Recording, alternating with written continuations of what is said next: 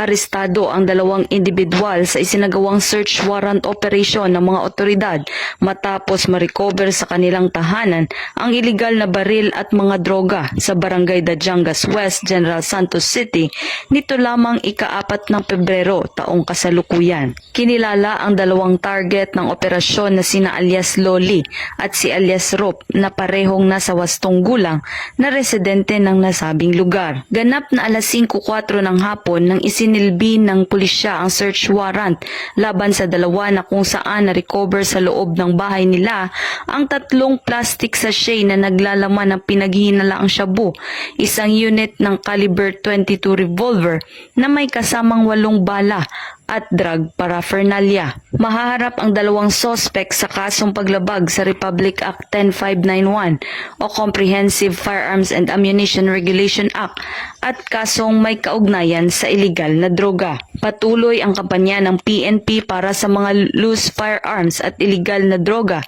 nananawagan sa iba pang may-ari ng baril na walang ukulang dokumento na isuko ang kanilang baril upang maiwasan na magkaroon ng kaso.